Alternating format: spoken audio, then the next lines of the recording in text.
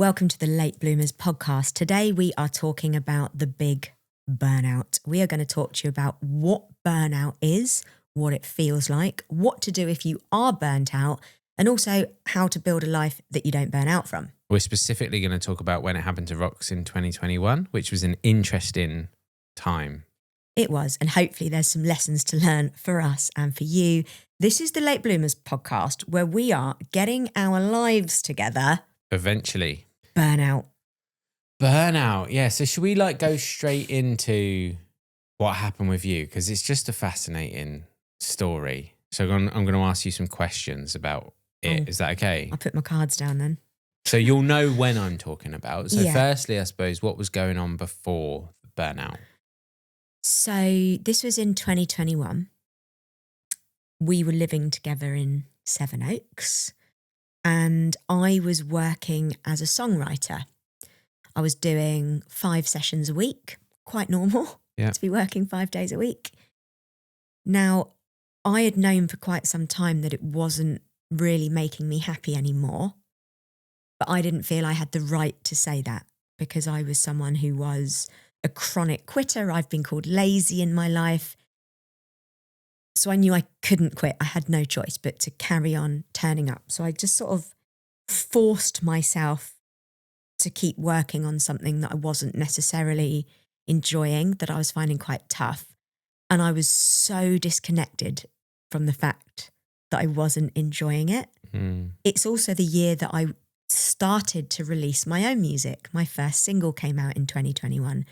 So I had this whole other thing that I felt I was being drawn to that I wanted to do, but I would not let myself spend more time doing that. I was going to force myself to keep songwriting with no care for the consequences. And what started to happen to you in your body? I remember waking up one day and just feeling like, oh my God, where have I gone? I felt like my entire personality had disappeared. I felt numb, just like a shell of a person. I remember sitting up in bed and looking out the window and just feeling totally empty, feeling nothing. And it really scared me because I'm a person that feels a lot, good and bad. Obviously, I didn't know what it was and I didn't know what to do with it. So I just carried on getting ready and going to work. Yeah. And sort of forcing myself through it, I guess. I remember it was quite a scary time because it was just, there was nothing, it was like nothing behind the eyes when you looked at you. There was no sort of joy, no happiness. And you have a lot of joy now, like it's part of your personality. So when that goes, it's really noticeable. I remember thinking to book a holiday that would solve everything. Like, let's get some rest. Let's go and get some sun. And I think our first day on holiday, we were in Spain. We were walking along the beach just on the way to dinner. And you just started crying, didn't you? Like, just started crying. I was like, oh my God, this this hasn't worked. But do you want to just talk through that? Yeah, I thought going on holiday would fix it. I was like, I feel nothing, but obviously I love being on holiday and I love the sun and I love blue sky and I love the ocean. I remember walking into our hotel room and you'd done a very unrich-like thing and you'd booked a slightly more expensive one that had a sea view. Yeah. Which is really cute. It was a suite, actually. Yeah, because you know that I love a sea view. And I remember walking into the hotel room, walking to the doors, opening the door and walking out onto a balcony in the sun, looking out onto an ocean. And historically, that would be a moment of like pure happiness and joy for me. And I felt nothing. So it almost made it worse. Like being at home in Sevenoaks, doing the monotony of a job I wasn't really enjoying, but forcing myself to do, okay, maybe that's just what it feels like. Maybe I'm not enjoying life. That's okay. You get up and you keep going. But when you're on holiday somewhere beautiful and you feel nothing, it becomes even scarier. Yeah. And yeah, then I was crying in the hotel room, just like inconsolable, crying on the bed. And I remember you sort of obviously cuddling and consoling me, but I wasn't able to say what was wrong. I was just like, I'm just so sad Yeah. for what felt like no reason. And that whole holiday, I think it was only 5 days, but that was quite common every day.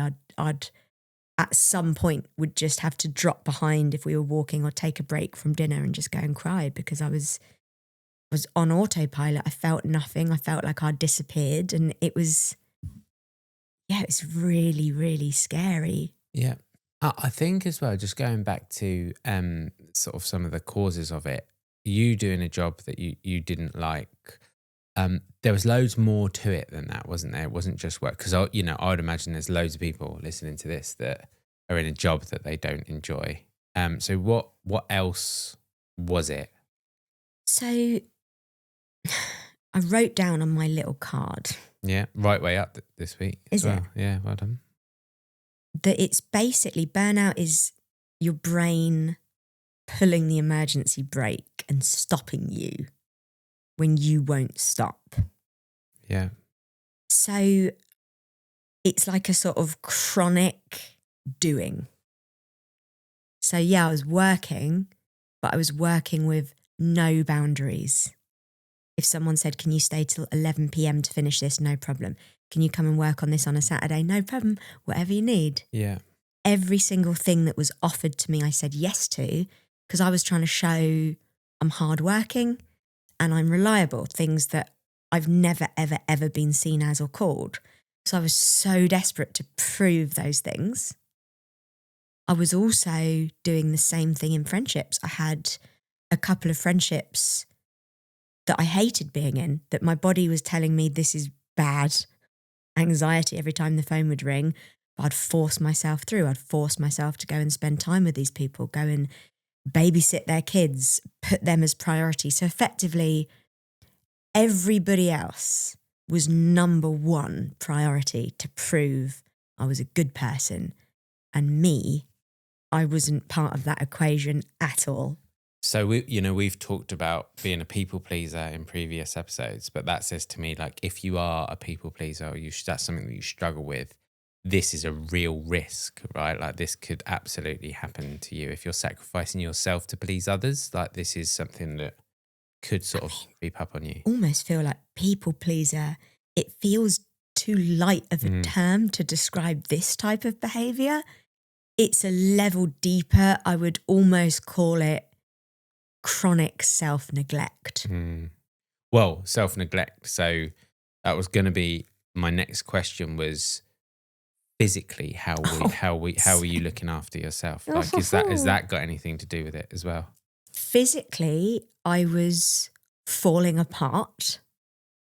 So I had long-term bad back pain that I was taking daily painkillers for. Yeah. So strange, because now I don't have it at all, but it was just this back pain is here now. I'll take a painkiller and that's just life. I put it down to just getting older. I had stomach problems, often wasn't very well. I had UTIs. Remember my recurring Oh, you're in hospital for UTIs. And the strangest one of all, I had 2 frozen shoulders. Yeah. Effectively, both shoulders went through a huge amount of pain and inflammation for a couple of months, and then they froze. I couldn't lift my arm above here, and then it happened to the other one. And that probably took a year to 18 months to sort of heal from. So my body was screaming at me that things weren't okay, but I was forcing it. Get dressed, put your makeup on, go and do the session, go and see this friend. So you were working too hard in a job that you didn't like. You were saying yes to everybody, even though you should have been saying no, and you weren't looking after yourself physically.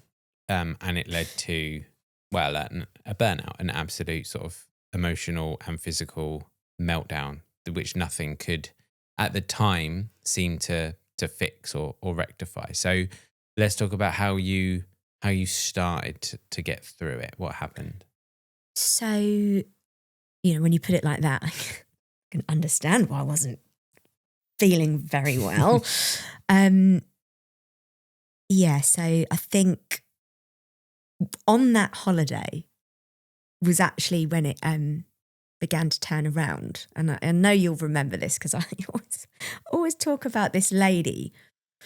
But I obviously had a lot more free time for those few days because I wasn't working.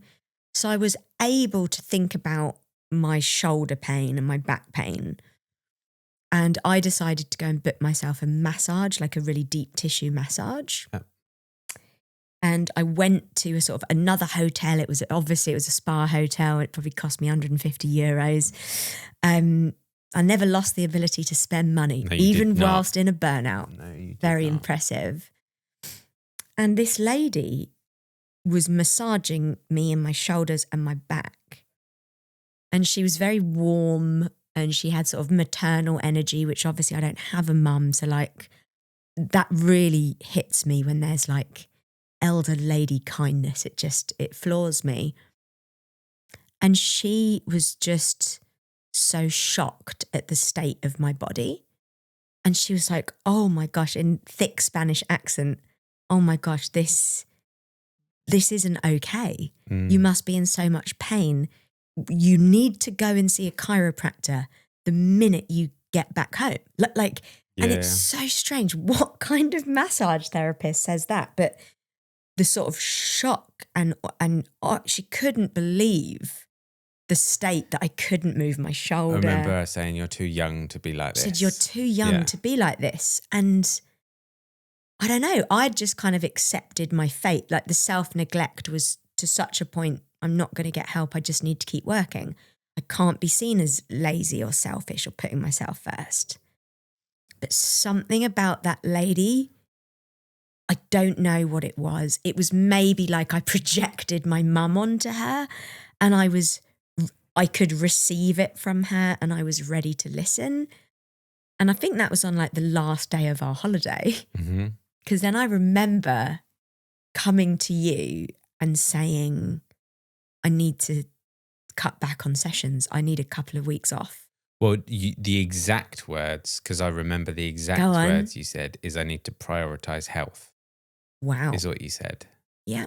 And as a byproduct to that, you cancelled all your songwriting sessions. Yeah, it was about 2 weeks that I stopped working for. And that was so scary because, I'd been working as a songwriter for a few years. I'd made some real headway. So the thought of slowing down, I just felt like I was going to lose everything. People were going to see me as unreliable. It was all of my old fears of like things I deeply don't like about myself, like coming up. But I did it. And I remember I booked into a chiropractor and she was amazing.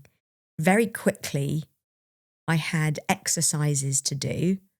I was also told that 1 in 3 people with like chronic low back pain is actually gluten intolerant. So it might be an intolerance. It turned out it was, because when I took gluten out of my diet, that back pain went away.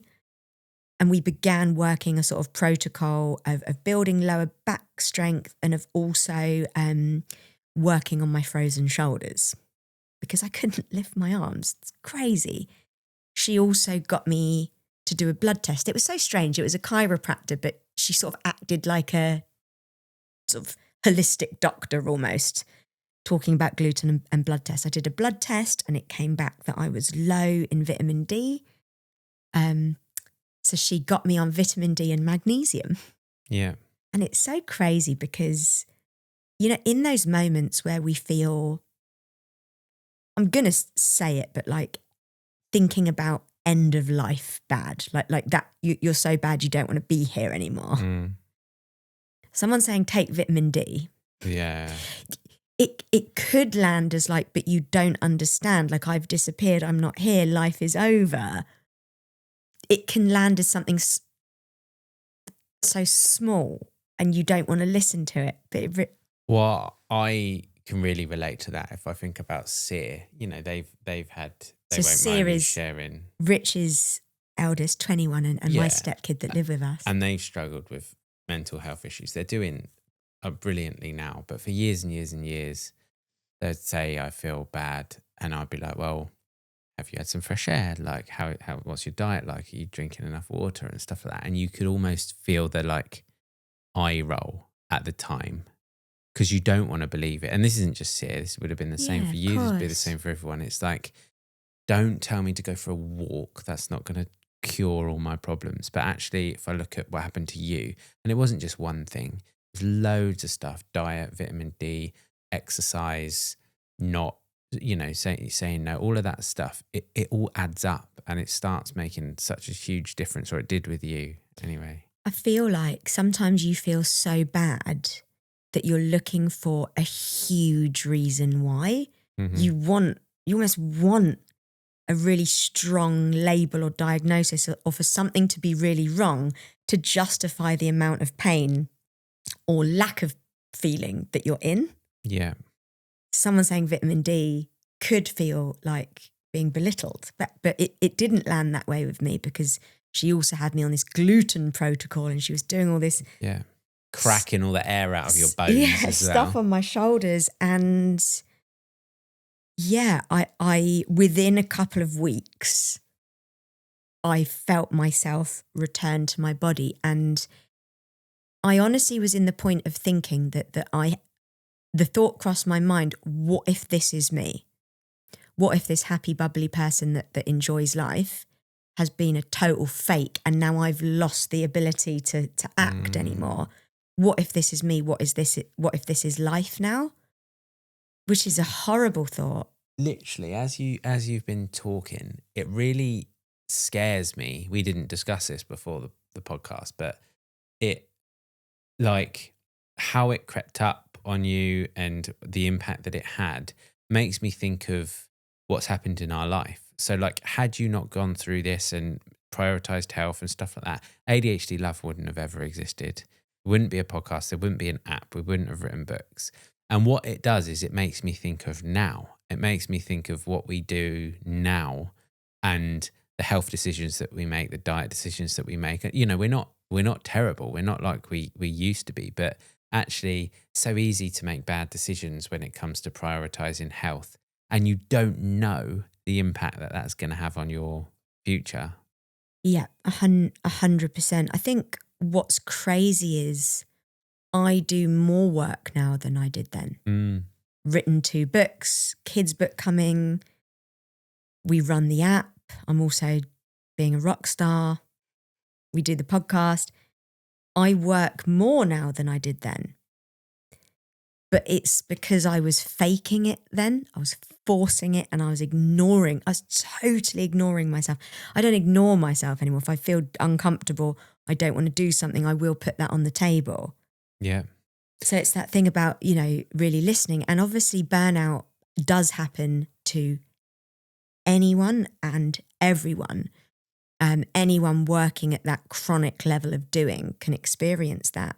We do see it spoken a lot about in the ADHD and autistic community. And a huge part of that is masking, because a lot of us are pretending 24/7, pretending to be okay, to be organized, to be on time, to be like dealing with stuff at work, to be like adulting. We're faking it. And that takes a huge amount of energy. So you're already super depleted, and then you add the job and all the other stuff on top of it. So talking about masking is a good time to talk about why burnout happens. So number 1 is masking, effectively pretending to be okay when you are not, forcing yourself to operate and act like a person you are not, and totally disavowing who you are. Yeah. It's really tough because we have to mask. I think everybody masks a bit at work. It's when it becomes totally disconnected and gets you in a lot of trouble. Number 2 is performative productivity. What's that? You need to be seen as somebody that works incredibly hard. Right. You are never, ever going to say no to extra work offered, extra hours. You are deriving your self-worth from how hard you are willing to work yourself and push yourself for the approval of other people. Yeah. And that happens in friendships and relationships as well as work, also in parenting. Yeah. Just trying to be perfect, pushing yourself to the next level. Again, totally disconnected from who you are. And there'll be so many layers as to why as well, isn't there? Like RSD springs to mind and stuff, like what people think of you, how you're perceived, all of the stuff that you'd have gone through as an ADHD in childhood, being rolling eyes and stuff like that, just preventing all of that negativity. You're desperate to be not seen as lazy. So you work yourself to the bone. Yeah. It's really, really sad. And then the third thing is ignoring your body. Your body is going to tell you it's not feeling well. Maybe there's brain fog, tiredness, pain. It's going to say, hey, I need to go to the optician or the doctor or look at your vitamins. If you don't listen, it will start speaking louder and louder and louder. And it put me on my arse. I couldn't move my arms. I couldn't get out of bed. I totally disappeared. I find it though, I mean, you're 100% accurate and it's true what you say. I find it very difficult to know what my body's saying though. It's easy to say, listen to your body, and I can know that something's not right, but like in the moment it's well hard. Like, it's like, I don't know, I just feel like crap. Yeah, so I think, it's twofold. There's physical stuff and there's emotional stuff. So let's take, if you are always feeling anxious about one friend that's calling you, you need to maybe look at that friendship. Yeah. If you are waking up every day with back pain, you need to think about gluten, chiropractor, exercise, whatever it is. So it's like, notice it first and then just try and think of a little plan. It's putting yourself first. Yeah. And that can really make a big, big difference. Okay, so we've talked about your story. We've talked about why. Hopefully this bit is quite straightforward. Well, it'll be easy to say, maybe harder to potentially implement, which is basically everything that we talk about is easy to say. Yeah. So some of the ways to prevent it happening: saying no more than yes. I mean, that's really difficult. Yeah. But I also think it is the key. Yeah. The key to not burning out is saying no. And that's saying no to friends that want to see you on the weekend when you're knackered. It's saying no to the overtime that, although maybe it's tempting for the extra money, you need to rest. It's saying no to a partner that's wanting you to do something that you don't want to do. Like, saying no, I think, is the most important word that we can learn. That I completely agree. The thing that I see with you, well, two things, right? So I do hear you say no more. So you've obviously practiced it, but, and there is a but, and I reckon that this could affect everyone with ADHD. What you don't do very well with love, like I love you, but you don't do this very well, is knowing when you're going to be really tired before committing to something. Do you know what I'm talking about? Yeah. So this week we're going a full day of work with the app developers. I know it's a 3-hour journey each way and it's a full day meeting. Rox will be knackered, like completely knackered. But what are you doing? Bear with me. Go on. No, but this isn't a criticism. This is you can't see how you're going to feel in the future. So there is a gig happening at Wembley. It's one of You Me at Six's final gigs ever, and Holding Absence, one of my favourite bands, are supporting. So my plan is, after we've been to Bristol, done the 6-7 hours launching and building live body doubling, I'll come back to London and I will go to Wembley and go to the gig. Yeah, so lovely. There's no criticism from that, but there is a serious point to it. It's the same reason you don't look forward to holidays, is you can't really see into the future with your condition. You can't objectively go, I'm going to be really tired at that moment, and I'm gonna regret the decisions present me is making for future me. That's so true, because it's almost like I project how I'm feeling now. So I feel fine now. I would go to the Holding Absence gig now. Therefore, I'm going to go on Thursday night. Now, logically, I know that I probably will be tired after long drives and all of that time working on the app. But just because I understand it logically, I don't feel it right now. So therefore, it's not real. Therefore, I have got tickets to the gig. But what's so crazy, right, is that you've brought this up under a thing of saying no. Nobody's asked me to go. That's true. That's actually so true. Like, I've decided to go of my own accord. So I don't know that's not saying no more. Well, my next point is going to be listening to your body and taking care of yourself, right? So maybe it's a bit of that. Yeah, and maybe it's okay. understanding how your future body's going to be in that moment. Okay, so listening to your body and taking care of yourself would be after the long drives and a whole day building and brainstorming on Dubby, which is, for anyone that doesn't know, we have a body doubling app and we've got loads of live sessions launching and we're going to be doing loads more. Effectively, I'll be so tired. In order to look after myself, I should come home and get an early night. And have a bath. The thing is, though, the thought of missing out on Holding Absence and You Me at 6 doesn't feel very good. So that feels like looking after myself. I don't know. We'll let you know. We'll let you know, one, if she goes, and two, if she does, the impact that it has. What other tips have you got? Okay, so I've got listening to body. We've just covered. Noticing the things that drain you and noticing the things that energize you and prioritizing. I mean, that's so huge. And I think, again, that's relationships, that's friendships, that's work, walks, exercise. So many people with ADHD, autism, with trauma, we have a very different energy resource. People talk about spoons. It's almost like we have a limited amount of energy for life and things we're meant to do, and then unlimited energy for things that we love. Yeah.